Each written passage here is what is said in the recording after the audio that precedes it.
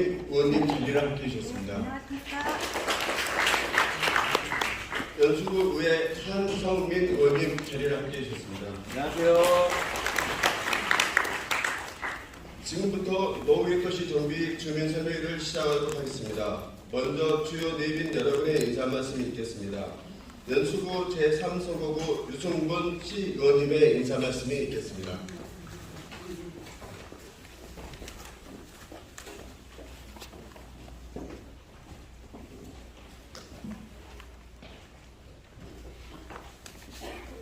안녕하십니까. 인천광역시의 유승문 의원입니다.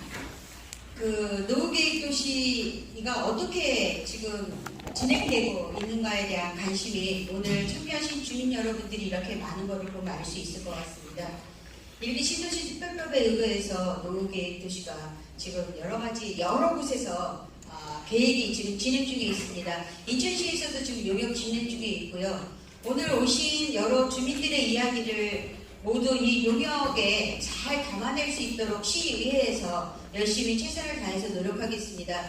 연수구가 다른 지역보다 조금 더 나은 계획이 수립될 수 있도록 최선을 다해서 여러분과 함께 하겠습니다. 오늘 이 자리가 유의미한 자리가 될 수 있었으면 좋겠고요. 많은 이야기들이 오고 갈 수 있었으면 좋겠습니다. 늘 함께 하겠습니다. 고맙습니다.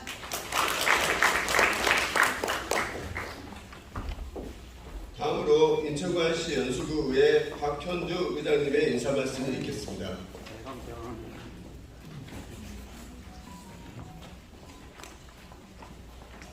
안녕하세요. 연수구의회 의장 박현주입니다. 인사드리겠습니다. 오늘 많은 관심을 갖고 이 자리에 모이신 여러분들을 정말 한 분 한 분 소중하게 생각합니다. 우리 연수구의 노후계획 도시가 어떻게 펼쳐질지 중요한 것은 그거기 때문에 저는 짧은 말로 인사드리고, 연수구에도 역시 인천광역시 이런 계획이 오롯이 다 녹아날 수 있고 다 배워들 수 있도록 주민의 여러분들의 말씀에 귀를 쫑긋 기울이겠습니다. 감사합니다.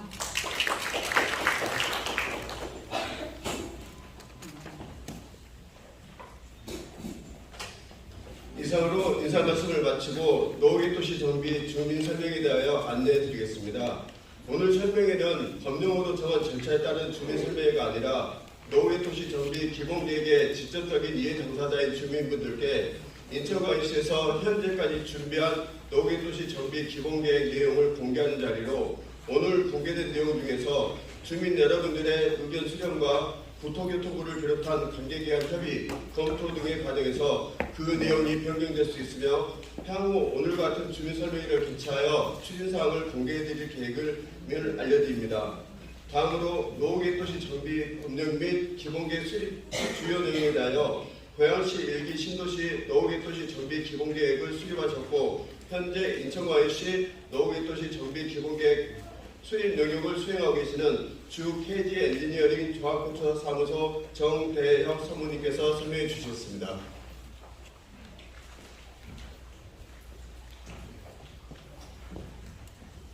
먼저 인사드리겠습니다. 보험과학을 수행하고 있는 KG 엔지니어링 종합건축사 사무소 정대혁 상무입니다.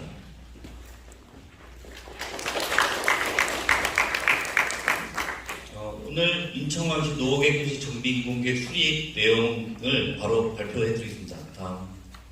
오늘 보고 내용은 과업의 개요부터, 그리고 현재 인천광역시 전체적으로 어떤 계획 수립 방향이 있는지, 그리고 저희 현재 대상지 연수지구 기본계획안 순으로 말씀드리겠습니다. 다음, 과업의 개요입니다.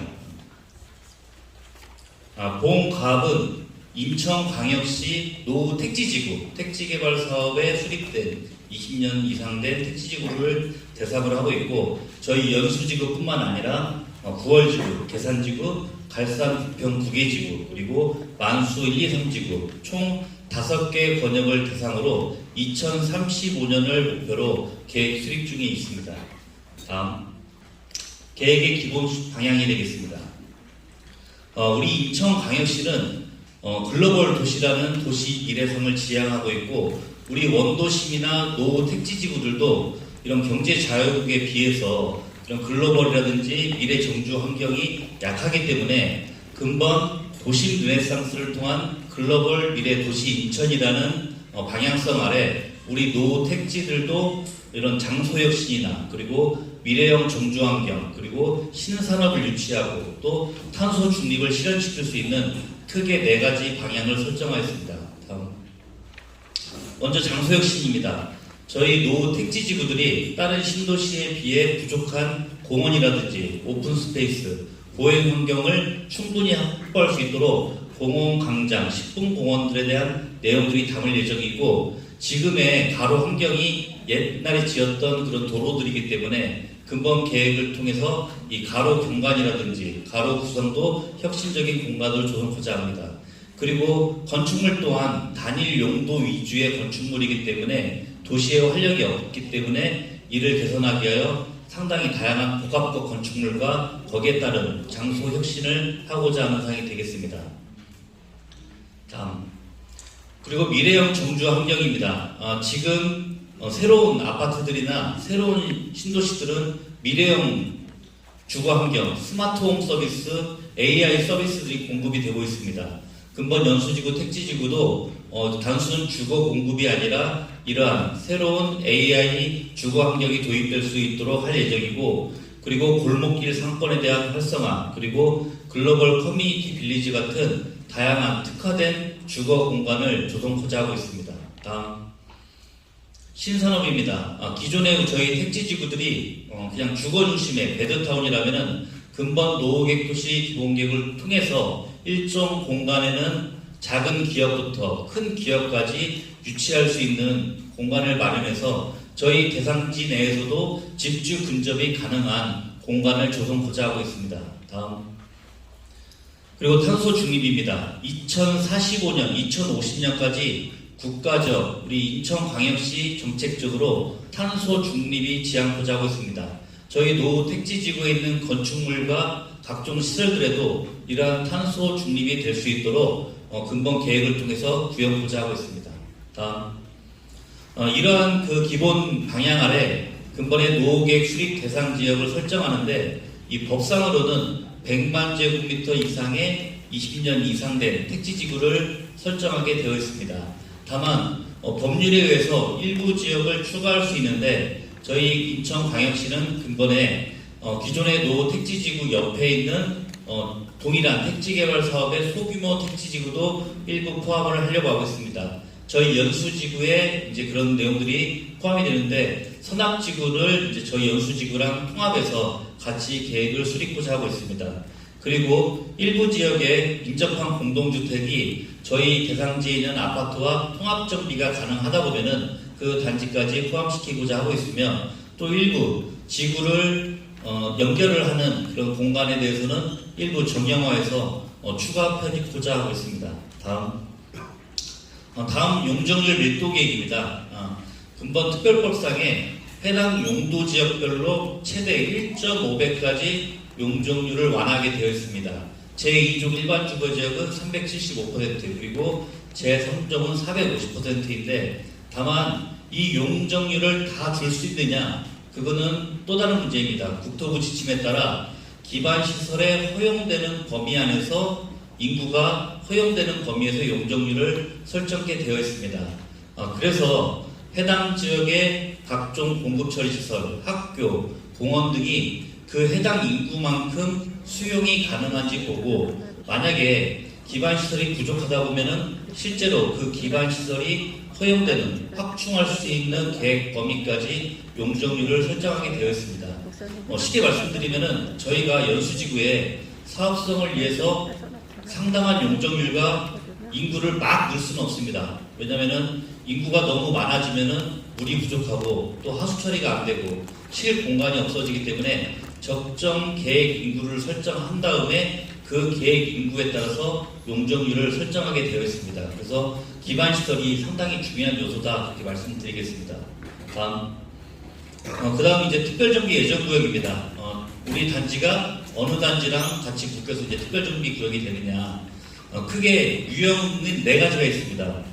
이 주택단지, 우리 일반적인 아파트를 묶어서 하는 주택단지 정비형 그리고 역세권 지역이나 이런 상업지역과 연계한 중심지구 정비형, 그리고 기존에 저이용된 기반시설에 임대주택이라든지 또 자족시설을 넣는 시설 정비형, 그리고 이주단지 조성을 위한 이주대책 지원형이 있고, 우리 대상지에는 이 네 가지 유형별로 특별 정비 예정 구역이 검토되고 있습니다. 다음. 그러면은 어떻게 이 유형별로 설정을 하느냐? 일단 기본 원칙은 주택단지 정비형입니다. 대부분이 공동주택이기 때문에 이 주택 정비형이 있는데, 이 주택단지 정비형은 대로 3류, 폭 25m 도로 안에 포함된 단지들은 가능하면 하나의 단지로 통합해서 정비를 하라고 되어 있습니다.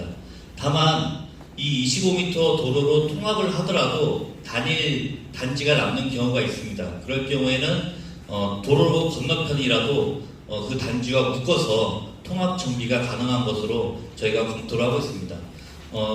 단일 재건축일 경우에는 국토부에서는 안전진단 면제라든지 용적률 완화에 대한 내용을 줄 수가 없고, 일부 기부 체납을 공공기여를 많이 해야만 줄 수 있기 때문에 근본 특별법에서는 단일 재건축으로 하면 상당히 불리하다, 그렇게 이해하시면 될 것 같습니다. 그리고 중심지구 정비형은 용적률을 준주거나 상업지역까지 올려주는 내용이 되겠습니다. 다만 이 용적률을 올려주는 대신 주택단지 정비형과 다르게 무조건 기부 체납을 하셔야 합니다. 주택단지 정비형은 내 땅을 내놓지 않고 공공기여금 돈으로만 내놔도 이 공공기여가 되지만, 이 중심지구형은 그 해당 도시의 자족성이라든지 환승시설을 짓기 위한 지역이기 때문에 용적률을 준주거지역, 용도지역을 상향해주는 조건에 일부 내 땅에 기부 체납을 해야 하는 사항이 있습니다. 따라서 이 재건축을 할 때 중요한 게 또 대지지분입니다. 그래서 이 중심지구형으로 가는 게 유리할 수도 있고, 또 대지지분을 많이 내놓기 싫으시면은 일반 주택정비형으로 가능하기 때문에 이 중심지구형은 상당히 신중하게 검토가 되어야 합니다. 그래서 저희 인천광역시는 근본에 이 중심지구형은 그냥 일반적인 역세권 지역이 아니라 적어도 지하철 2개 이상의 환승시설과 광역교통시설이 환승된 지역에 한해서 일부 지역에 한하여 중심지구지형 검토를 하고 있습니다. 그리고 시설정비형은 저희 택지지구 안에 유유부지가 있어야 지정하는 지역인데, 연수지구에는 이제 그런 유유부지들이 많지 않기 때문에 근본에는 제외되었습니다. 그리고 이주대책 지원형 같은 경우는 기존의 택지지구 안에 임대주택 단지들이 대부분 이주대책 지원형으로 지정 검토하고 있는 중이 되겠습니다. 다음. 선도지구 지정 기준입니다. 앞서 말한 특별정비 예정구역이 뒤에도 이제 설명이 될 텐데, 특별정비 예정구역이 공식적으로 발표가 되면은 거기에 따라서 선도지구 지정에 대한 주민 공모를 할 예정이 되겠습니다. 우리 단지가 어느 단지랑 묶여 있는지 알게 되시면은 이 선도지구를 주민분들께서 공모를 하고, 거기에 따라 점수를 매겨가지고 거기에 이제 가장 높은 점수가 있는 단지들이 선도지구로 지정될 예정입니다. 먼저 국토부 기준을 보시면은 첫 번째 주민 동의 여부가 60점 만점입니다. 가장 주민 동의율이 높은 곳이 가장 많고, 그 다음에 이제 시급성, 그리고 필요성, 그리고 이제 네 번째 게 이제 파급효과인데, 이 파급효과는 단지별 통합단지가 많을수록, 그리고 그 단지 내 세대수가 많을수록 가점을 줘서 20점을 부여하게 되어 있습니다. 기타 공공기여라든지 공공시행 방식 5점이 되겠습니다. 그래서 하반기쯤 인천광역시에서 특별정비 예정구역안이 발표가 되고, 이에 따른 공모 절차를 시행될 예정이 되겠습니다. 다음. 공공기여 방안이 되겠습니다.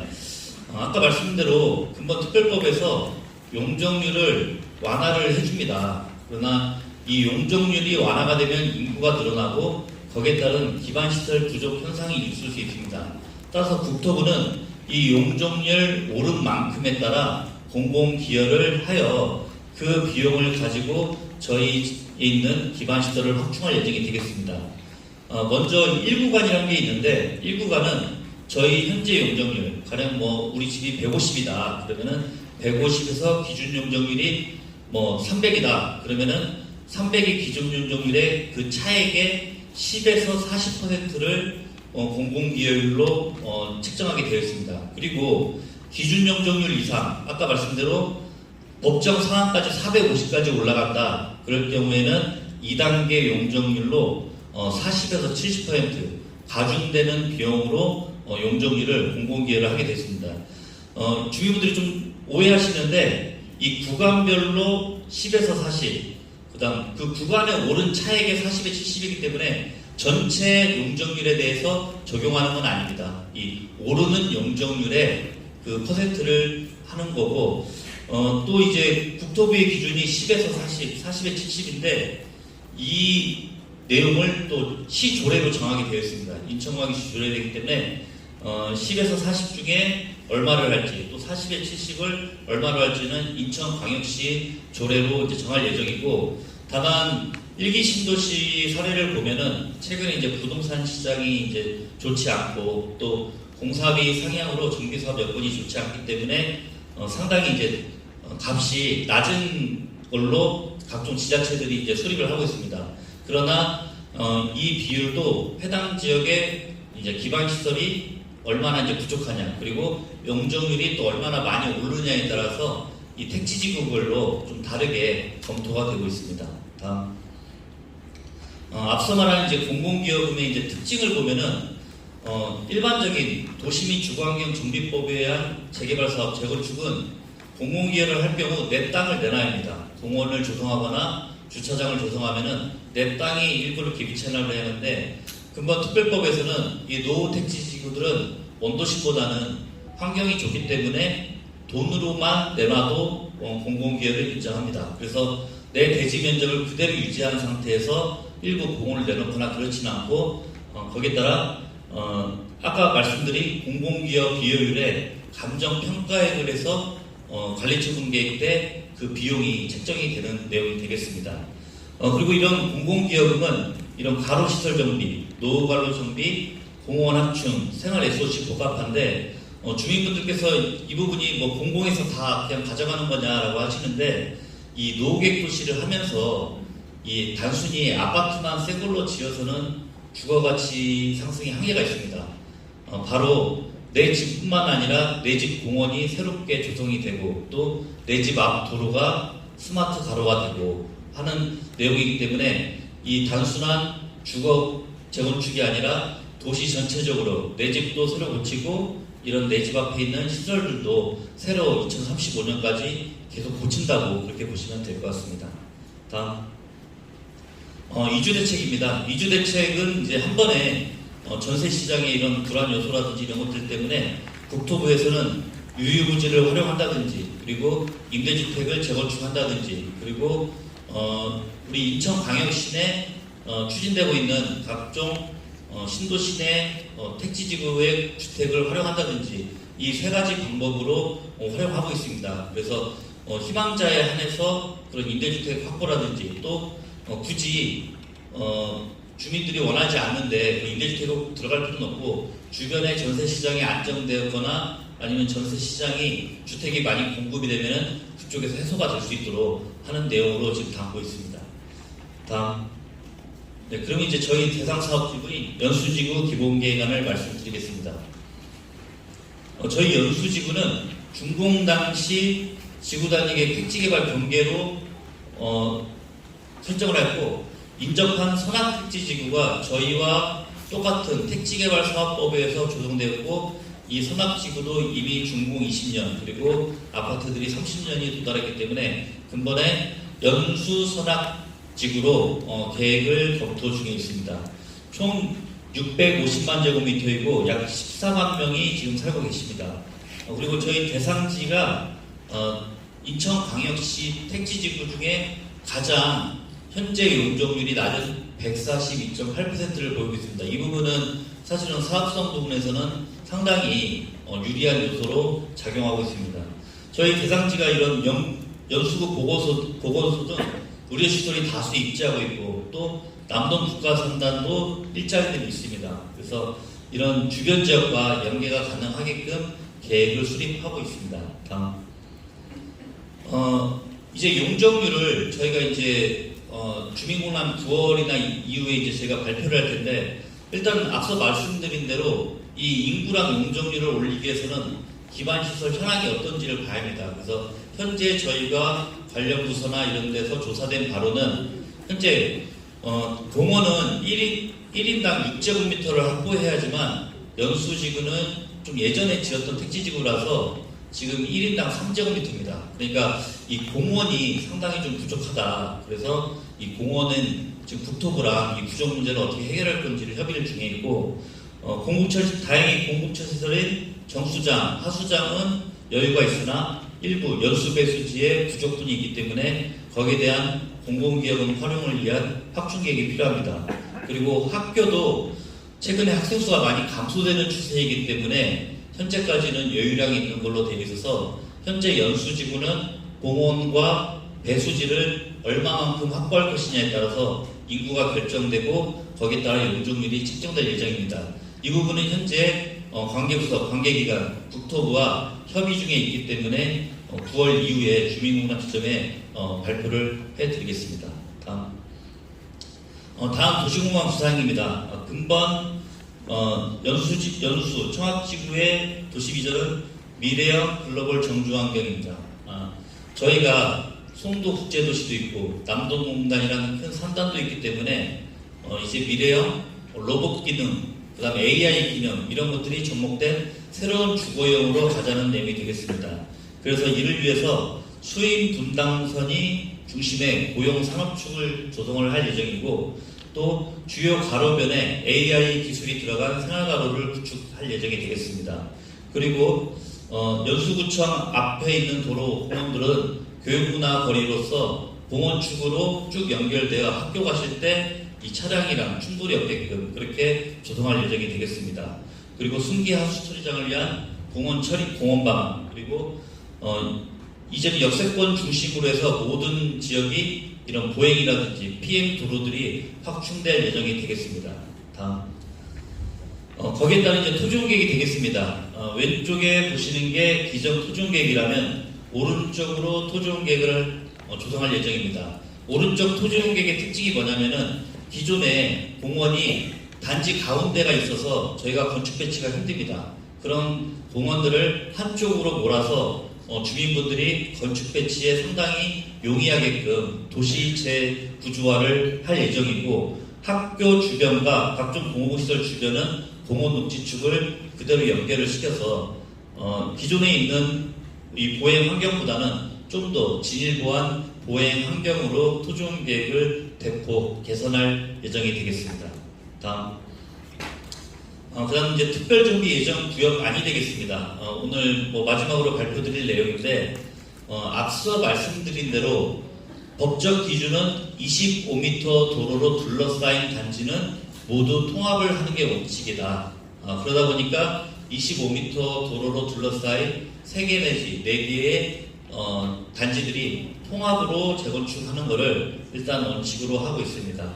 그래서 저희가 총 19블럭까지 특별정비 예정구역을 검토하고 있고, 일부 관통하는 도로가 있는 부분은 만약에 이 도로가 꼭 필수적이다 그러면은 이 도로가 폐쇄하지 않고 그 도로가 있는 상태에서 통합정비하는 방안으로 검토를 하고 있습니다. 그리고 이 중에 지금 현재는 특별정비 예정구역이지만 유형별로는 향후에 지금 검토 예정이 있기 때문에 현재 안으로 이렇게 보시면 될 것 같습니다. 다음. 이상 질의응답은 다음에 있을 그 질의 시간에 하고 다음 주세요. 저희가 오늘 같은 그 주민 설명회를 할 뿐만 아니라 주민분들의 의견을 많이 들어야 하는 과제가 있습니다. 그래서 저희가 7월부터 8월까지 주민 설문조사를 시행할 예정입니다. 저희가 이 주민 설문조사는 이 종이로 하는 그런 설문조사도 있지만 QR로 해서 핸드폰으로 하는 설문조사고, 이 설문조사 내용이 무엇이냐 궁금하신 내용이 있을 텐데 주된 내용들은 주로 재건축에 관한 내용들이 되겠습니다. 그래서 앞서 말씀드린 대로 저희 지역의 불편한 사항들, 그리고 이 노후객 도시를 수립하면서 저희 지역에 추가적으로 필요한 시설들, 실내 수영장이라든지 문화시설이라든지 노인복지시설 이런 것들을 설명해 주시고, 또 하나가 또 주민들이 이제 원하시는 주택의 공급 규모, 가령 내가 20평에 살고 있는데 원하시는 규모가 24평이신지 30평이신지 이런 다양한 질문지들이 있기 때문에 주민분들께서 적극적으로 좀 많이 설문을 해주셔야 그 주민분들의 의견이 또 정확하게 들리기 때문에 많은 협조 부탁드리겠습니다. 이상 발표를 마치면서 경청위에서 감사드립니다.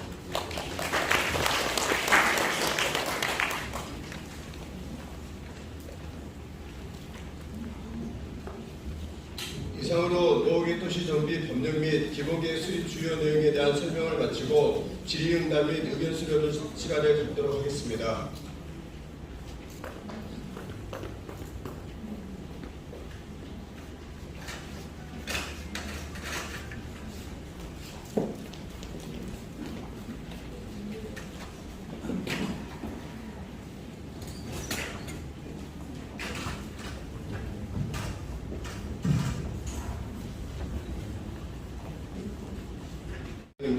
KT 엔지니어링의 정대혁 선생님께서 답변을 해주셨습니다.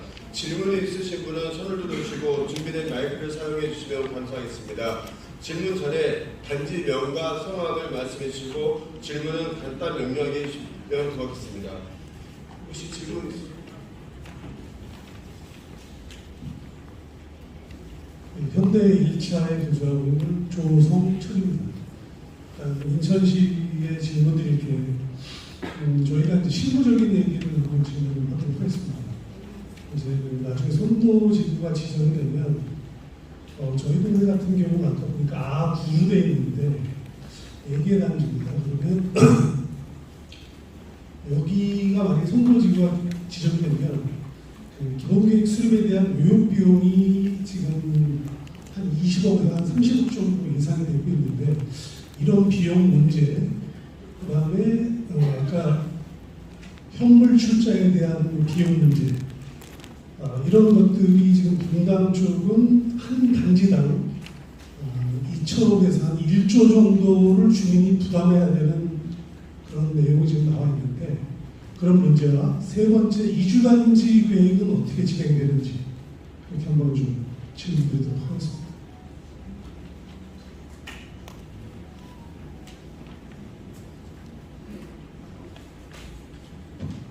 네, 안녕하십니까. 인천시청 주거정비과 업무도 총괄하고 있는 정성빈이라고 합니다. 첫 질문이 굉장히 어렵습니다. 선도지구 비용은요, 일단 주민들이 선도지구 선정을 먼저 신청을 해야 됩니다. 그렇기 때문에 비용은 주민 부담으로 하는 게 맞을 것 같습니다. 왜냐하면 주민들이 먼저 해달라고 하는데 그것까지 우리가 먼저 정리하는 거고요. 그 다음에 선물 출자 부분은 상당히 조심스럽습니다. 조금 더 저희가 국토부하고 협의를 많이 해야 돼요. 지금 여기서 우리 그 용역사에서 말하는 부분이 연수구는 다른 구에 없는 공동구가 있습니다. 근데 이 공동구를 거론을 안 하더라고요. 제가 보니까. 왜 거론을 안 할까 했는데 비용, 경기도는 제가 확인을 해봤어요. 분당 같은 경우는 이 비용이 어마어마해요. 그러니까 이걸 어떻게 회피할 방법을 찾는지 얘기를 안 하더라고요. 방금 우리 용역사도 얘기를 안 했는데 그런 여러 가지를 고민을 해야 되기 때문에 출자라든가 이런 부분은 굉장히 조심스럽게 저희가 요구를 좀 하고 있다는 걸 이해해 주시고, 그다음 이주단지는요. 국토부에서는 가장 그 중요시하는 게 이주단지를 대체할 수 있는 이런 계획을 달하는 거예요. 저희 입장에서는 굉장히 조심스럽긴 한데 서울하고는 틀리다. 분당 수도권하고 좀 틀리다는 저는 이렇게 생각해요. 틀리다는 게 뭐냐면 저희가 옛날에 그 부평에서 재개발을 할 때 집단으로 대규모로 할 때 그때 당시에 이주단지 문제가 거론이 됐는데 그 주월 막 보고를 하고 뭐 계속 조사를 하고 모니터링을 했는 결과 생각보다는 그 주거 대란이라든가 그다음에 그 전세 대란 이런 문제가 우리가 생각했던 것보다 덜 나왔던 것 같아요. 여기도 이게 어디까지 이주단지를 정해야 하는지 이런 문제가 상당히 어렵죠. 제가 이 앞주에 국토부 가서 회의할 때도 똑같은데 이주 단지 문제라든가 이런 문제를 좀 더 명확하게 해달라. 경기도 상황도 저희가 모니터링을 하고 있지만 이주 단지를 예를 들어서 이 단지에서 옆에다가 지어가지고 이주를 하려면 그 단지 지을 때까지 아무것도 하지 말아야 돼요. 근데 그 시간이 또 몇 년 걸리기 때문에 대책을 세울 수 있는 이주 단지를 LH 도시공사 주변에 공사하는 데도 있는데요. 그쪽 나름대로 또 다 자기네 이주 물량 가지고 있고 해가지고 쉽진 않아요. 이거를 국토부하고 좀 더 협의를 해가지고 가장 적정한 방법을 찾아낼 계획입니다. 이상입니다. 이해되셨습니까? 왜냐면 질문을 하고 가실 때 이해를 못하셨다고 하시면 또 상당히 번역스럽고 그래서 주민들이 묻는 말은 충분히 이해됐는지 그걸 확인하고 예? 아니에요. 예. 다음 질문 받겠습니다.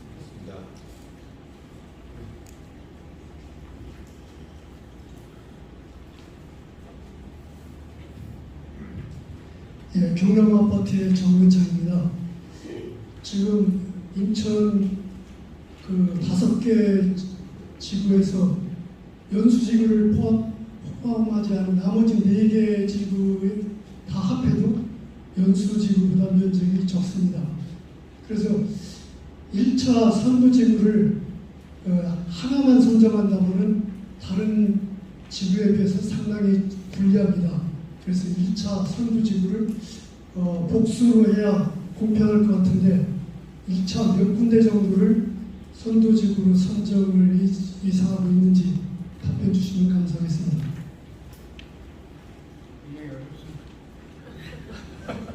선도지구가요.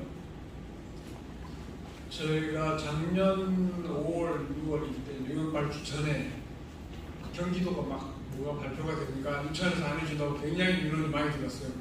근데 조금 이제 경기도가 좀 잠잠하더라고요. 현실에 들어가면 이 상황을 인지를 하고 사람들이 이제 합리적인 방법을 찾기 시작하고 저희 같은 경우 방금 그 선생님께서 말씀하신 대로 연수지구는 훨씬 규모가 크고 다른 데는 100만 좀 넘는 이런 규모인데 이걸 똑같이 갈 수는 없지 않나 이런 민원도 있었고요. 의견도 있어서 저희들이 선생님 말씀 나오기 전에 검토를 하고 있습니다. 뭐라고 몇 개 뭐 이런 얘기는 발표하지 않겠습니다. 충분히 여기가 크다는 것도 알고 있고 주민들 나중에 설문조사 저희가 들어가 있는데 의지를 봐야 됩니다. 예를 들어서 주민들 중에 몇 분이 계속 해달라고 오셨는데 실제 동네 주민은 전혀 안 움직이는 경우도 있어요. 그래서 저희가 충분히 설문조사를 해보고 주민의 의지가 있을 때 그걸 고려를 해야 된다는 거거든요. 이해하셨죠, 선생님? 예.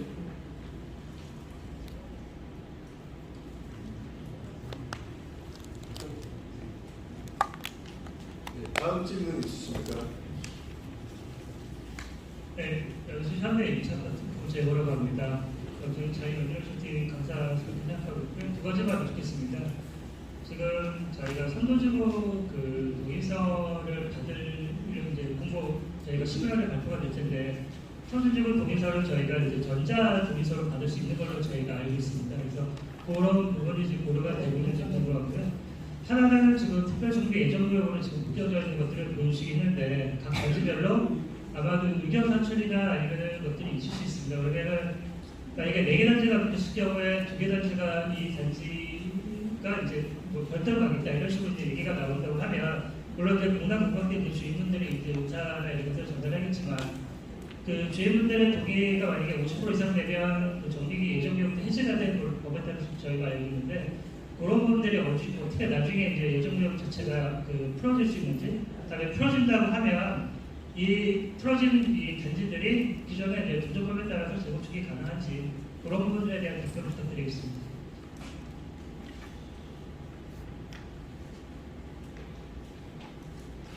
지금까지 그 노후도시 특별법에서요, 국토부가 해제에 관한 언급은 없습니다.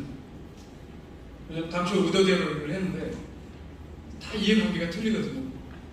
4개 단지가 각자 시뮬레이션을 해본 데도 있을 겁니다. 방금 그 말씀하신 선생님 동네에서 아마 이런 제일 많이 전화가 오고 하는데 각자 다 해보셨을 거예요.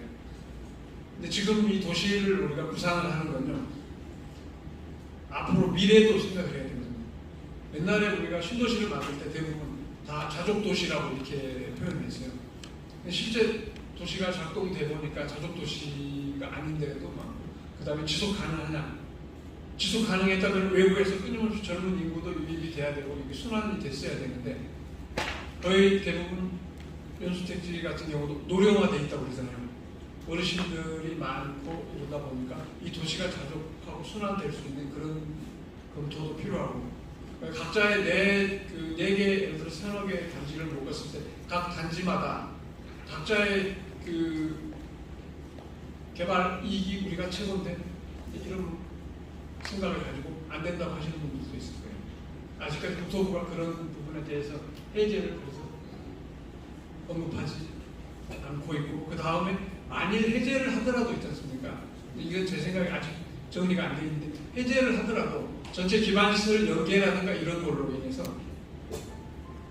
본인이 가지고 있는 땅 그대로는 아마 안 될 거라고요. 왜냐하면 우리가 녹지축을 만들고 있는데 그 단지가 간통하거든요. 예를 든다면. 근데 이걸 해제를 해버리면 당초에 우리가 이 기본 계획 수립했던 내용이 전혀 연결이 안 되지 않습니까? 녹지축을 만든다는 게 옛날에는 공원이라는 게 그냥 단순히 공원이었지 않습니까? 지금 한 스마트 공원이라고 그러더라고요. 그러다 또 요즘에는 AI 스마트 공원이라고 그래요. 그 공원이 지나갔을 때 사람들이 다니면서 통행할 때 안전, 그 다음에 모든 그 앞으로 건강 헬스 이런 것까지도 다 고려한 그런 공원을 만들려고 합니다. 도로도 마찬가지입니다. 요즘에 AI 도로라고 그러더라고요.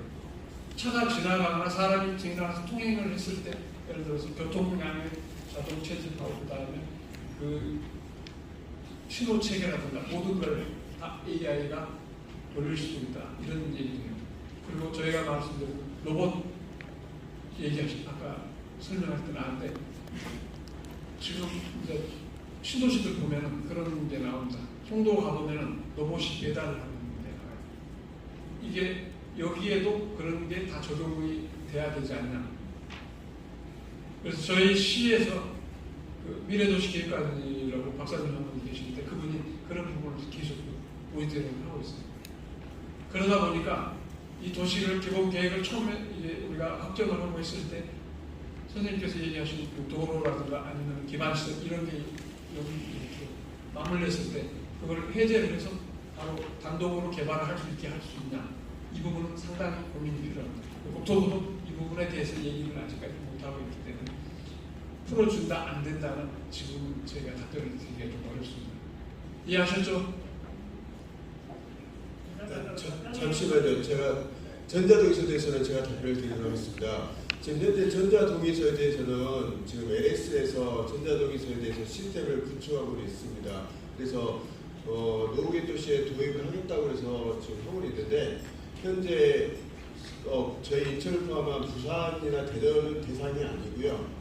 일기 신도시들만 대상으로 해서 일단 적용하는 것으로 하고 추후에 확대 운영한 것으로 되기 때문에 그 부분은 저희가 LS하고 협의가 되면은 주민분들께 공지해 드리도록 하겠습니다. 다음 질문 있으십니까?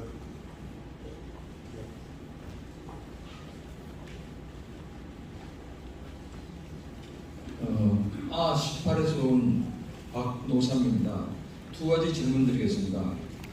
첫 번째는 그 특별정비구역 유형이 있는데 거기 보면은 중심지구 정비형이 있습니다.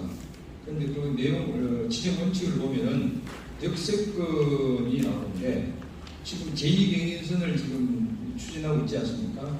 그럼 이 제2경인선도 이 역세권으로 이걸 고려를 해서 반영을 하는 건지 이 계획을 반영하는 건지 그게 궁금하고요. 그게 첫 번째 질문입니다. 그 다음에 두 번째는 A18은 대진하고 이렇게 세 개 단지가 있는데 이게 사실은 규모가 좀 작습니다. 그래서 거기 지금 그 지도를 보시면은 밑에 A19가 있고 그 위에 A17이 있는데 이게 전부 다 이렇게 떨어져 있거든요.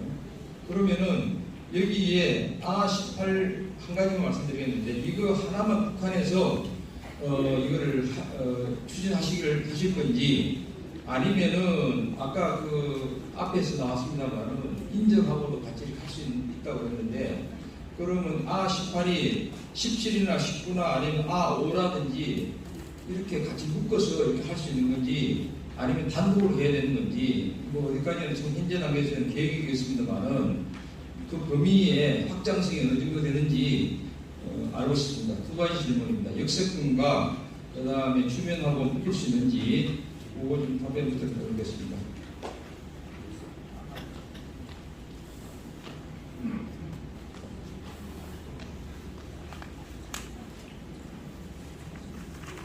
이 선생님께서 제2경인선 고려를 아주 확정을 안 예전 청합지구도 마찬가지 옆에서 가로치고 저희가 예정이라고 하는데요.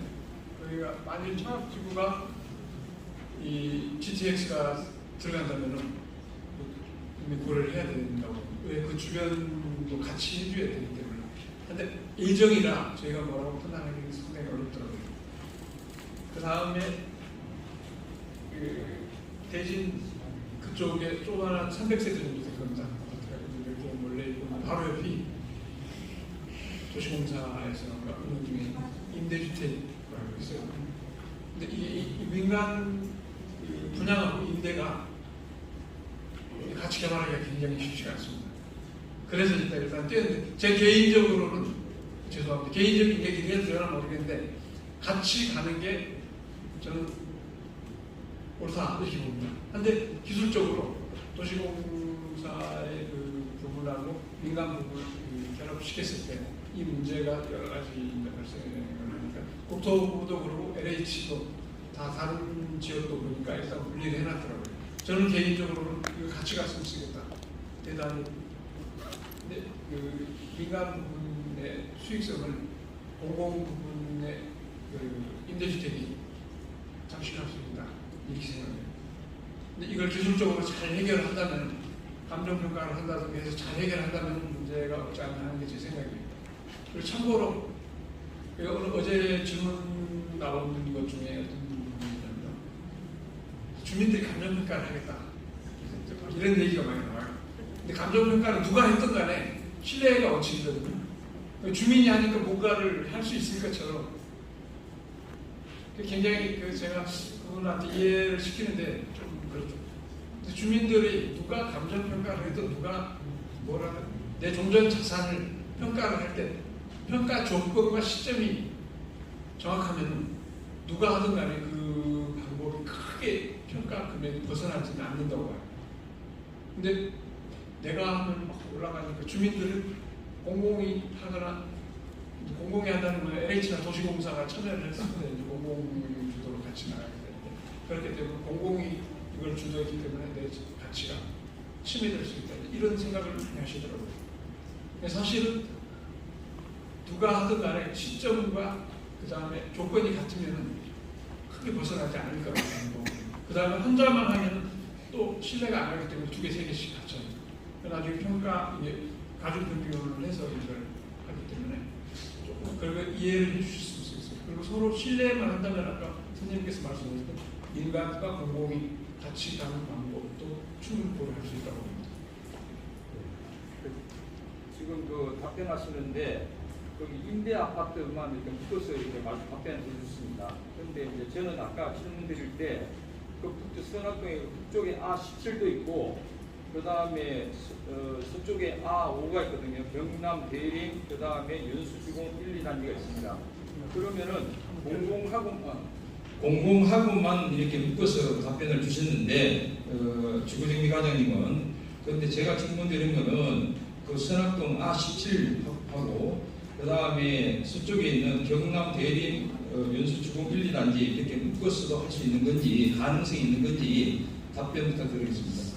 이제 일단 그 도로가 25m로 폭이 떨어져 있다고 하면은 원칙적으로는 안 합치게끔 되어 있습니다. 왜냐하면은 거기는 도로가 25m 여러분에 떨어져 있기 때문에 이게 통합단지로서 기능을 할 수 있겠느냐 그런 문제 때문에 원칙적으로 말씀하신 대로 한다고 하면은 쉽지는 않고 다만 이제 분당 신도시 같은 경우에 뭐 단일 재건축으로 조그만 단지가 하나가 남았다 그런 거는 멀리 떨어져 있어도 주민들끼리 서로 동의한다 보면 이제 관리 처분을 같이 하는 결합 방식으로도 도입이 했지만 사실상 말씀하신 단지들은 이미 큰 대로변으로 분리가 돼 있고 또 이제 국토부 내부적으로 또 무슨 얘기를 하시냐면요.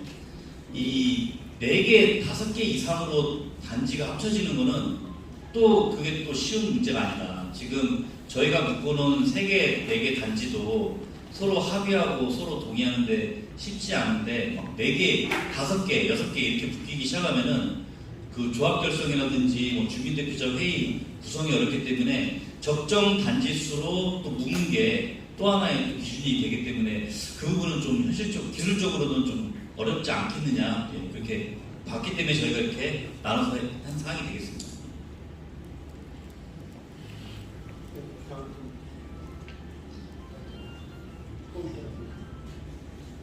저기 대진 아파트 여기서 좀 질문 좀 드리겠습니다.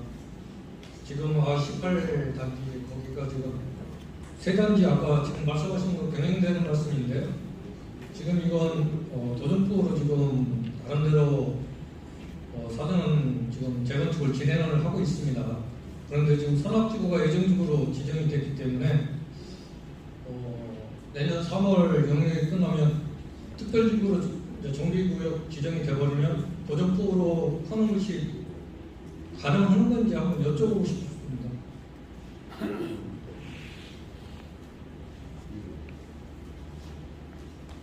지금 이 사업을 우리가 노후도시 특별법 용역을 진행 중인데 하고 있는 데가 제가 알기로 지금 만수적으로 하고 있습니다.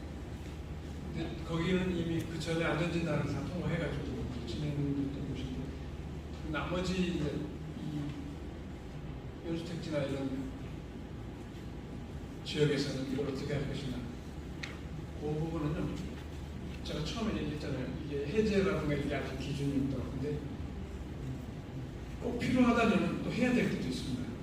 그래서 지금 말씀 중에 죄송하면 그 부분을 저희가 국토부에다가 검토를 해달라고. 지금 국토부에다 검토를 해달라면 국토연구원에서 같이 검토를 해달라고 요청을 한 적이 있습니다. 선생님께서 말씀하신 그런 내용들이 주변에 영향을 미치지 않고 이렇게 간다면은 그 부분 끝까지 이렇게 잡을 저희가 없는데 예를 들어서 아까 제가 설명했던 기반시설이라든가 연계시설이 영향을 미쳤을 때 이걸 어떻게 할 것이냐 저희도 아직 결론이 나온 바는 없지만 국토부에다 그 부분 검토해달라고 요청해놓은 겁니다. 잘하겠습니다. 다음 질문 듣겠습니다. 질문하실 분 없으십니까?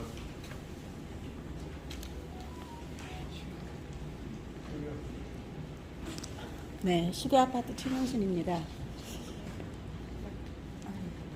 시대아파트 최명수입니다. 아까 이주대책을 말씀하셨는데요. 그 이주대책에서 그 세입자가 있잖아요. 그런데 뭐 월세 같은 건 괜찮은데 전세입자 같은 경우에는 액수가 많거든요. 그러면 그런 경우에도 그 지원을 해주나요? 예를 들어서 이주택자는 용자가 안 되거든요. 제가 알기로는 하나는 되지만 그러면 여기 이주대책에서 집이 2개가 있는 경우에는 또 가능한지 그런 가능한다고 생각합니다. 재개발, 재건축, 그다음에 모든 이 정비 사업에서요. 이 집이 2개가 있을 경우 내가 권리 행사를 2개 다 조합으로 자격을 주지는 않습니다. 특별한 경우 주는 경우도 있겠지만 대부분 하나만 나가고 그 다음에 세입자 문제는 또 별도로 검토를 해야 됩니다. 재개발, 재건축에서도 세입자 문제는 별도로 검토를 하거든요. 그렇기 때문에 그 세입자에 대한 대책은 여기서 또 별도로 우리가 검토를 하지만 선생님께서 그 2개를 가지고 있는데 2개 대한 조합원이라든가 나중에 그냥 권리 행사는 아니. 제가 여쭤보는 거는요. 이제 세입자를 내보내려면 돈이 필요하잖아요. 그러면 그 돈이 필요한 그 액수에 대해서 지원을 해주느냐고 여쭤본 거예요. 내보내야 되잖아요. 재건축을 하려면.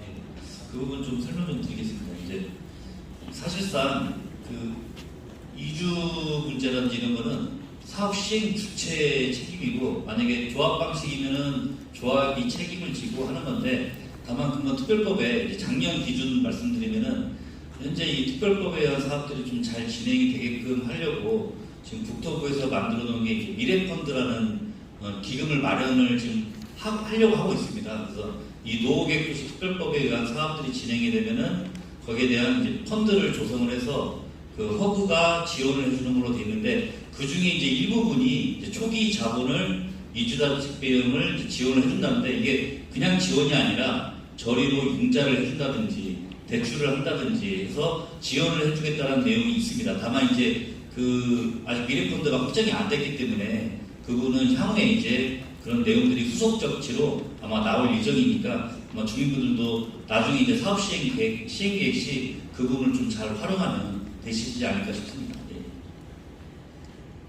네, 다음 질문 받도록 하겠습니다.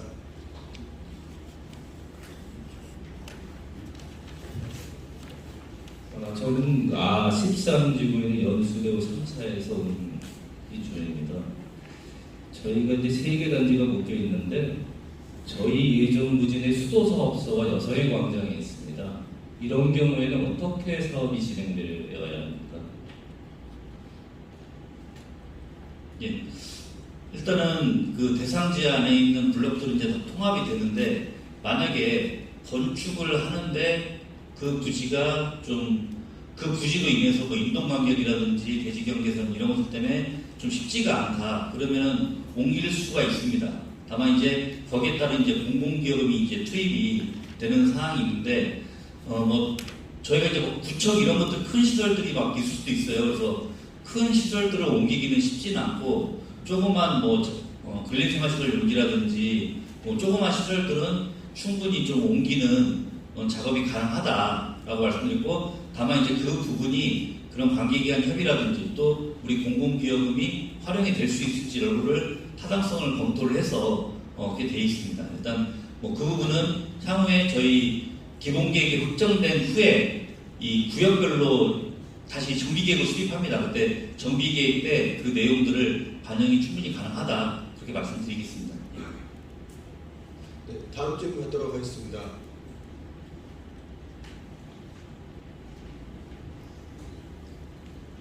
예, 저는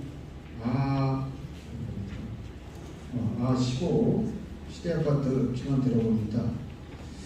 저희 그 세 단지 중에는 9개의 큰 상가가 존재하고 있어요. 만여평 되죠? 우리 합치면. 그랬을 때는 그 통합해가지고 했을 때는 다른 아파트 단지의 연수구에 이렇게 큰 단지가 2개씩이나 있는 데는 없거든요. 그래서 이랬을 때는 하나의 단지로 혹시라도 인정해 줄 수 있는 어떤 점수 환산, 이렇게 특별히 환산해 줄 수 있는 어떤 그런 걸 배려를 한번 생각하고 있는 점은 있는지 한번 여쭙고 싶습니다. 시대아파트 상가 제가 이 주민들께 말씀드리고 싶은 건요. 이게 들어와서 주민들한테 사업성이라든가 이런 모든 게 좋아질 수도 있지만 이 상가 때문에 나빠질 수도 있어요. 굉장히 어려운데 이제 우리가 이 특별계획구역 정비구역을 수립을 하면 사업성 검토를 계속 시뮬레이션을 할 겁니다. 근데 지금 내가 여기서 된다 안 된다 얘기를 못 드리는 게요. 상가가 옛날에는 아주 좋은 그 투자 수단일 수도 있고 비싼데 지금은 안 될 수도 있거든요. 복합 건물을 지었을 때 상가로 인해서 아파트는 어떻게든지 이게 분양도 되고 입주를 하는데 상가는 계속 비어있는 부분이 있어요. 구도심에서도 이 주상복합을 짓거나 했을 때 상가는 계속 사람을 채우지 못하고 있는 경우도 있더라고요.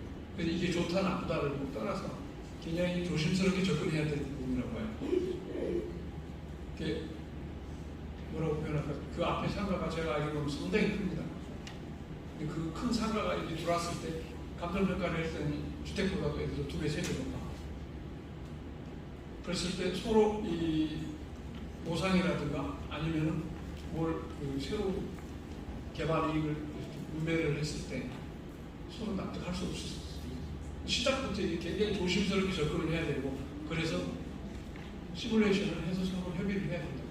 지금 여기서 된다 안 된다 쉽지는 않습니다. 가능은 합니다. 세상에 안 되는 건 없습니다. 주민들 의사가 서로 똘똘 모아주면 안 되는 건 없어요. 근데 우리가 다 손잡고 가다가 마지막 앞에서 관리처분 단계에서도 이게 무너지고, 재건축 보면 한 20년씩 걸리는 경우도 있습니다. 평균 옛날에 저희가 20년 전에 여기 연수대책을 하죠. 평균 7.5년 걸립니다. 요즘에는 한 10년, 15년 걸린다고 그러더라고요. 그 과정이 서로 결국은 개발 이익에 대한 바라보는 시간이 틀리기 때문에 이해하셨죠? 바로 결론을 못 드려서 죄송합니다. 네. 다음 질문 받도록 하겠습니다.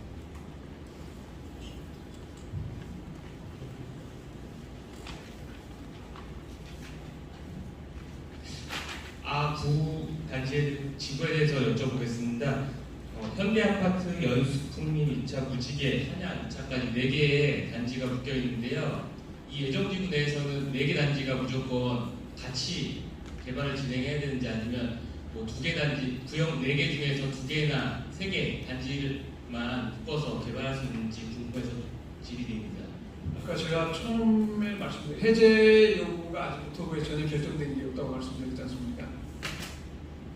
아직까지는 이게 결론이 안 났습니다. 만일 그걸 해제, 이제 지금 예를 들어 난 절대로 안 들어가려 하는 부분도 있을 거고, 들어와야지 좀 전체적으로 뭐가 되는 부분도 있어요. 근데 이 친밀한 부분은 아직까지는 결론을 내릴 수가 없습니다. 질문 내용은 그게 아닌데요. 4개 중에서 2개나 3개만 제가 그 얘기를 하니까요. 난 4개를 묶어놨는데 2개를 했을 때, 예를 들어서 우리가 비례율이 더 좋아요, 사업성이. 2개를 뺐을 때보다 4개를 하는 것보다 2개가 더 좋은 때가 있어요. 그런데 이 2개를 가면은 나머지 2개는 기반시설, 아까 말씀드렸죠. 기반시설의 연계라든가 후퇴라든가 이런 모든 거를 다시 봐야 됩니다. 그리고 참고로 제가 말씀드리면 아직 여기는 정해지지 않은데 기준 용적률이라는 게 있습니다. 특별정비 계획에서 정하는 기준 용적률하고 도정법에서 정하는 기준 용적률이 틀립니다. 근데 그 기준 용적, 선생님들이 예를 들어 아까 140%라고 그랬잖아요, 용적률이. 140%인데 어느 분이 300% 할 수 있어 하더라고요. 300% 주지 않습니다. 시뮬레이션 해보고 용역에 의해서 결정되죠.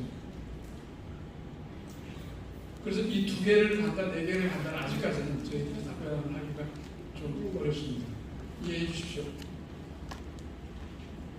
다음 질문 받도록 하겠습니다.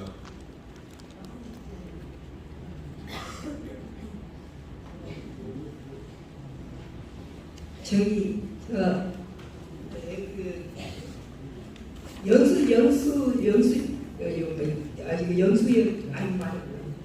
저기 분양 아파트, 우주 아파트, 태평 아파트 같이 묶여서 나왔는데요. 그것이 지금 언제쯤 그 공사가 시작됐는지 좀 그것도 여쭤보셨어요.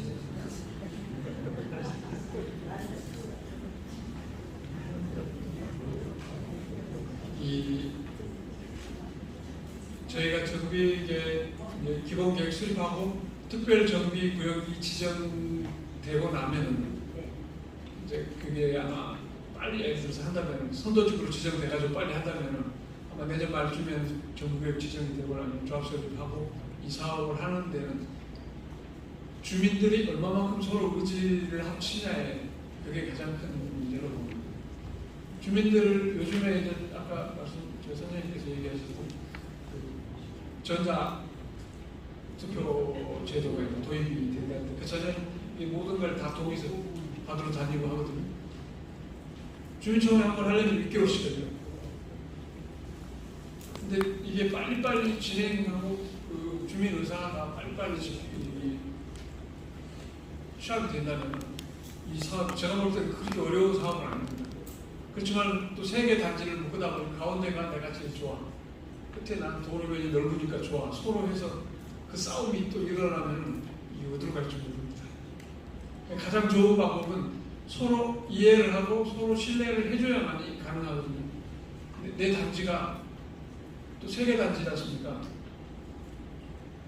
위원장을 해야 돼. 그게 더 무섭습니다. 절대 옆에 단지 위원장 줄 수 없어요. 또 그 싸움이 또 한번 벌어지면 우리가 이해할 수 없는 민원들이 진짜 많이 발생해요. 그 민원을 해결하는 것도 쉽지가 않지만 결국은 시간이 지나면 해결이 되는데 그 시간이 엄청나게 많은 에너지를 소모하거든요. 그 에너지 소모라는 게 뭐냐면 저희가 우리 어느 그 역세권 앞에 3개 단지가 있어요. 근데 한 단지는 자기네들끼리 잘해서 한 400만 원 초반 공사비에 사업 다 완료해서 다 끝냈어요. 한 단지는 한참 하다가 줬다 날려. 그래서 뽑는데 또 한 1년 걸리더라고요. 그 사이에 경기가 안 좋아가지고 추가 분담금이 발생해서 또 주민들끼리 또 노조 중에 싸움을 하고 있어요. 길 건너편에 한 단지는 관리처분을 해놓고 소송을 가서 대법원까지 갔다 오느라고 이제 착공해서 뚜껑 덮고 있어요. 그 가격 차는 다 틀립니다. 처음 시작할 때는 똑같아서 거의 내가 볼 때는 거의 비례율이라든가 모든 게 비슷했었더라고요. 근데 지금은 전혀 다르거든요. 하나는 완전히 3년 전에 중국 나서 살고 있는데 하나는 이제 중국 나서 서로 관리처분 정산을 하고 있고 하나는 이제 뚜껑 덮었어요. 그게 같은 시기에 시작을 했지만 전혀 다른 결과가 나오더라고요. 여기도 마찬가지일 수도 있어요. 그래서 이걸 주민 서로 합리적으로 들여다보면 되는, 아까 제가 말씀드렸잖아요. 이 뭐죠? 감정평가사가 평가를 해야 되는데 이 평가사가 평가를 하는데 내가 주면 비싸지고 저 사람이 주면 싸질 것처럼 그렇게 얘기하시는 분들도 많아요. 그 다음에 여기에 들어오는 뭐 컨설팅이라든가 여러분들이 그런 식으로 얘기를 해서 주민들은 또 실제 그렇게 또 작동되는 데도 많고요. 실제 감정평가를 했더니 옆에보다 내가 더 오를 수도 있습니다. 근데 문제는 뭐냐면 시간의 갭이 있잖아요. 그 오르는 게 다음 이자라든가 뭐로 인해서 다 상쇄돼버리는 경우예요. 근데 이게 어떤 게 이익인지는 정답은 없지만 결국은 주민들이 합리적으로 잘 이렇게 소통을 해가지고 가는 게 가장 좋은 방법이죠.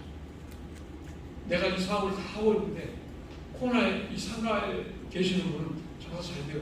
절대 이 사업을 할 의지가 없어요.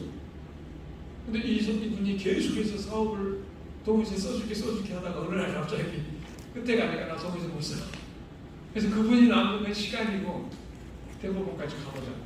그래서 이 건물 부시지를 못하는 거예요. 그런 일들이 자주 발생하는데 이걸 다 합리적으로 이해를 해야 되는데 그분은 나 코로나니까 감정평가에 몇 배를 주고 이렇게 얘기했다. 근데 주민들은 그 줄 수 있으니 못 주는 거예요. 서로 이해시키고 설득을 시켜야 합리적일 때 가능하지. 그렇지 않으면 수많은 복병이 나타나는데 그거는 진짜 우리가 다 같이 노력해서 풀어야 해요. 공공대로 지원해줘야 되고 주민들한테 저희가 말씀드리는 거는 주민의 사업성을 저희들이 어떻게 해서든지 검토를 해줘야 됩니다. 근데 사업성만 검토를 하는 게 아니고요. 저희는 공공성도 봐줘야 돼요. 이게 예를 들어서 내가 그냥 아파트만 500% 짓자. 근데 500% 아파트를 지었을 때 나중에 이 아파트가 지속 가능한 도시가 유지가 되냐 쾌적하고 이거하고는 별개거든요. 어느 도시를 보니까 용적률 450%로 돼 있더라고요. 거기 계시는 분들 만족하는지는 모르겠는데 지금 이 도시가 향후에 50년, 100년 후에도 지속 가능한 도시가 되지 않나. 지금 30년밖에 안 돼. 30년 좀 넘었는데 지금 손을 대자고 하잖아요. 30년 후에 이걸 사실은 또 이걸 손을 댈 수 있는 상황이 발생되지 않도록 해야 된다고 봅니다. 그게 뭐냐면 지속 가능한 다른 방법을 찾아줘야 되는데 그 지속 가능하다는 게 참 그 난해한데 주민들하고 같이 이걸 풀어나가야 돼요. 지금 제가 30년 전에 여기 시대아파트 계시는 분도 있고 연수택에서 처음에 와서 적은 게 하나밖에 없는 하자보수 전담팀 업무를 했어요. 근데 매일 싸우고 막 가서 그때 공무원이 하자보수 정리를 해줬어요. 근데 지금 그 도시가 다시 이걸 재정비한다고 하니까 참 씁쓸하긴 해요. 개인적으로 가로수 좋고 다 좋아요. 근데 문제는 이 도시가 주민들이 생각하는 만큼 집값도 안 오르고 갈수록 노후되고 이런 느낌. 근데 살기가 좋다고 만족하시는 분들도 있어요.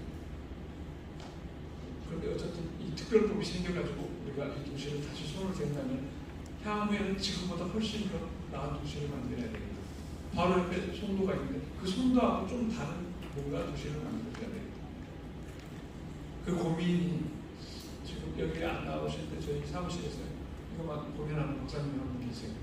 근데 실행 여부는 참 어려운 과제인데 그게 실행됐으면 좋겠다는 저희 생각이고, 그다음 연수택지에 가면 배달이 이제 보편화되는 것 같더라고요. 근데 그 배달하는 로봇을 내가 좀 따라가 봤는데 영화는 높으니까 이놈이 우리가 저리가 하고 있는 거예요. 근데 이 도시에서 한때 그걸 다시 우리가 다시 만들 때는 그런 부분이 깔끔하게 다 해소돼야 돼요. 그리고 아까 우리 용역사에서 설명한 내용 중에 집에서도 헬스케어가 같이 이렇게 AI 로봇 같이 생활하는 시대가 될 수 있을 거라고. 이미 기계도 나와 있고 다 나와 있어요. 근데 이걸 어떻게 접목하는? 그것 때문에 저희가 얼마 전에도 다른 데 우리 회사 가서 찾아가서 물어봤는데 우리가 여기다가 연수택지에는 아직 송도에는 접목이 안 돼. 이걸 여기다 접목을 과연 할 수 있는 기술은 진짜 좋은 기술만. 근데 이걸 접목했을 때 무한정 비싸지면 안 되지 않습니까? 주민들이 분담 가능한 범위 내에서. 그래서 이게 분담 가능한지 한번 검토 좀 해달라고. 이런 걸 이제 고민을 하고 있는데요. 지금 오늘 이제 용역사가 설명하고 저희가 말씀드리는데요. 미리 이해를 돕고 그 다음에 주민들 설문조사를 좀 잘 해줬으면 좋겠다. 그래야 그 의견을 저희가 충실히 반영을 해서 기본 계획을 완성하여지고 주민들한테 설명회를 가지려고 하고 있어요. 그리고 여기 유승부 의원님 계신데요. 그 저는 용역 빨리 안 한다고 굉장히 옛날에 많이 야단 많이 했어요. 근데 그때는 우리 예산도 있고 다 있었는데 왜 빨리 안 했냐면 정비사업이나 재개발이나 재건축 일이에요. 빨리 가는 사람이 잘하는 게 아니고 실수를 안 하는 게 잘하는 거더라고요. 시행착오를 겪지 않는 게. 그게 좀 저희들이 예산이 있고 하는데도 늦어지면서 주춤주춤했던 게 경기도 하는 걸 지켜보자. 근데 거기 가서 저희들이 다 공부하고 그리고 나서 저희가 시작을 했는데도 보니까 부산은 이미 뭐 손도치고 선정 다 해버렸더라고요. 그래서 인천은 왜 안 하냐 뭐 하냐는데 싫은 소리 많이 듣는데 실제 부산이 어떻게 하든 우리는 부산을 따라가지 말자. 가장 인천에 맞는 방법을 찾아야 되고 실수하지 않아야 된다는 게 저희 생각이에요. 그래서 조금 늦었다고 저희들이 생각을 했는데 더 늦더라도 좀 책망하지 마십시오. 더 늦는 게 그냥 저희들이 놀고 늦는 게 아니고 확신이 안 서요. 주민들도 확신이 안 서요. 왜 확신이 안 서냐면 향후 미래가 예측 가능하면 확신이 있습니다. 부동산 경기가 어떻게 바뀌냐에 따라서 주민들이 추진하고자 했던 사업이 전혀 다른 방향으로 굴러가 버리기 때문에 그래서 조심스럽고 좀 늦게 이렇게 주춤주춤하고 하는데 늦더라도 저희들이 시행착오를 최대한 줄일 수 있는 방안으로 추진하고자 합니다. 좀 늦더라도 이해를 해주시면 고맙겠습니다. 갑자기 끝말에는 두서없이 길어졌는데 죄송합니다. 네. 시간이 많이 지나요. 경기도 몇 분만 더 받도록 하겠습니다. 아파트까지 지금 묶여있는 게 그게 지금 확정된 건가요? 아니면 변동사항이 있을까요? 100% 확정은 아닌데요. 안이라고 떠올르게 찾았지 않습니까? 근데 이 안을 왜냐면 국토부라든가 저희가 이걸 옛날에는 우리끼리 이렇게 정비 도정법에서 가면 그렇게 하는데 이재정비 특별법은 국토부 승인을 맡아야 돼요. 근데 거기서 저희가 가서 또 사정을 해야 돼요. 심사 안. 근데 거기에 수많은 전문가들이 저희들한테 얘기를 했을 때 그들의 기준에 최대한 부합하게 저희들이 이해가시죠? 네, 다음 질문 받겠습니다. 뒤쪽에 말해주세요. 네, 진짜 뒤쪽에.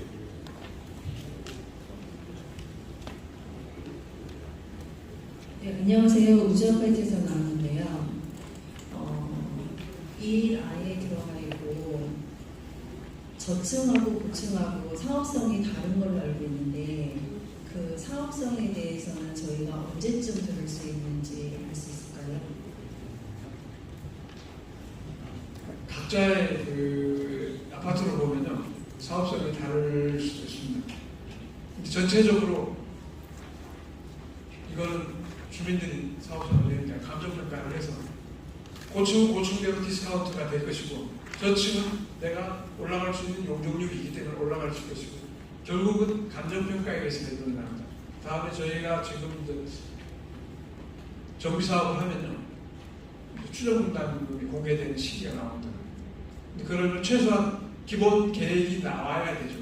그 다음에 설계가 어느 정도 나와야 이걸 가지고 시뮬레이션 해보고 그 다음에 주민들이 요구하는 평형대가 있을 거 아니에요. 그걸 다 종합을 했을 때 계략적인 추정분담금이 추정이 가능합니다. 그게 나오면은 아마 향후에 이제 저희 시에 추정분담금 정보공개 시스템이 있는데요. 거기서 다 확인할 수 있도록 해드립니다. 이해가시죠? 다음 질문 분 계십니까?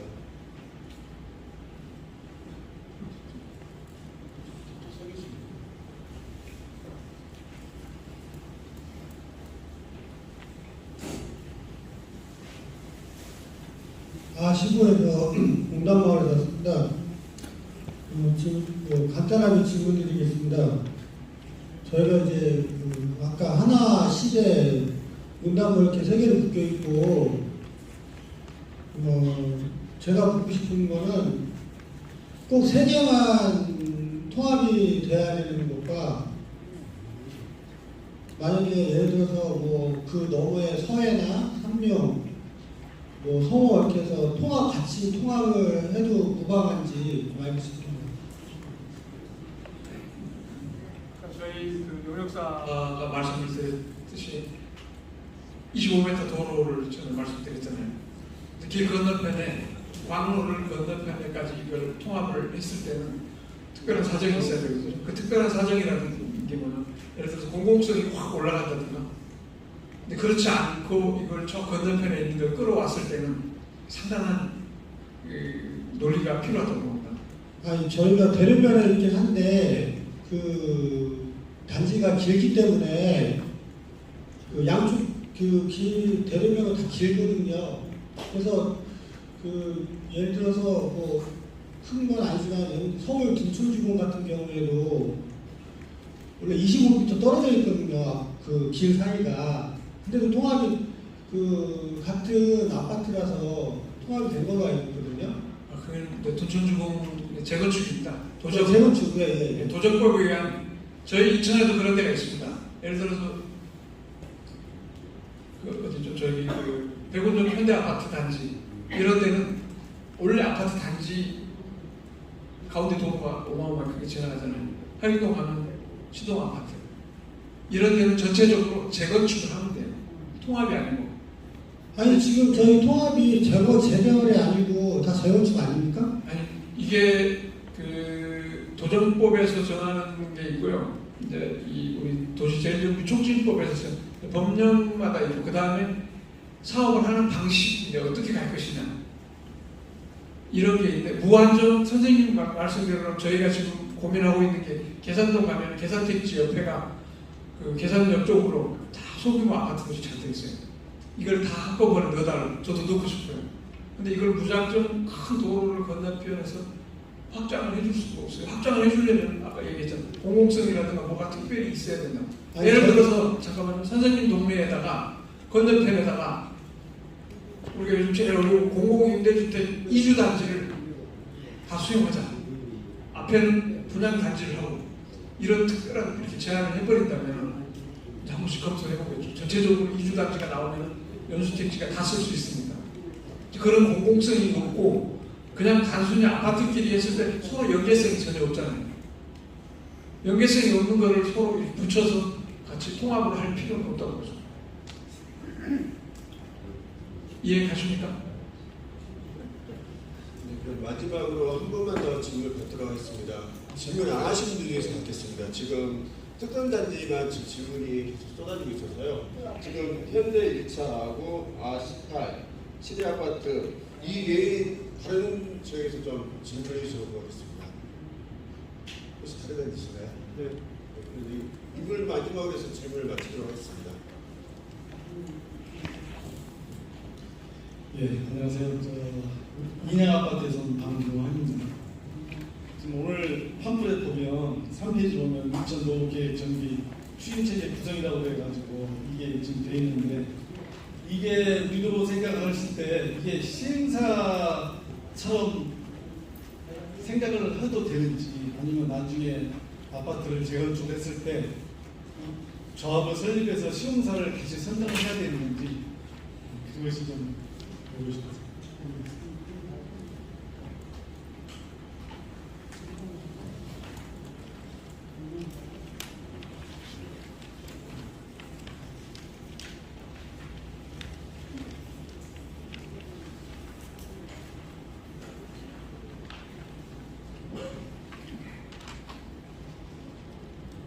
선생님들 나눠준 팜플렛을 보면요, 10페이지에 1번으로 이 정비사업 절차가 어떻게 되나 이렇게 나와 있어요.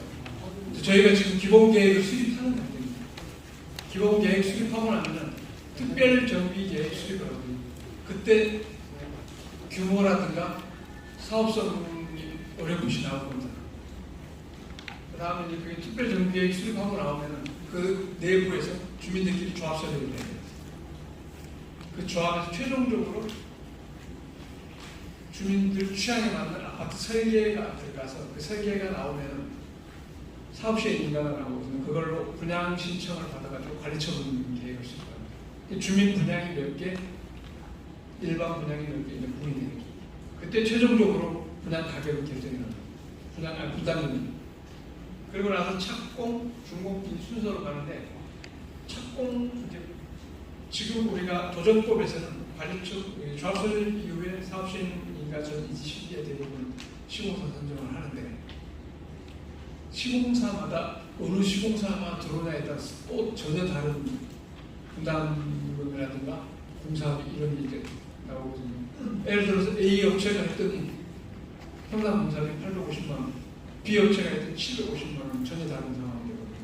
그래서 그 부분은 조합 설립 이후에 시공사 선정을 언제 할 것이냐, 이건 조합원들끼리 또 치열한 논쟁을 거쳐서 이루어진다고 봅니다. 당장은 되지 않습니다. 다만 저희들이 지금 말씀드리는 기본계획 수립하고 특별정비계획 수립하고 나면 그걸 근거로 사업시행 인가를 설계를 할 거 아니에요.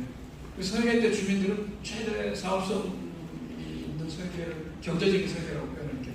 경제적인 설계를 하려고 할 거고 저희는 공공성이 포함된 경제적인 설계를 요구할 거고 그 과정에서 서로 절충점을 찾고 나면 그 사업시행 인가된 걸 가지고 주민들한테 분양 신청을 받습니다. 관리처분을 받는데 그 주민 중에는 난 현금 청산해줘, 난 분양을 받을래, 이게 결론이 나거든요.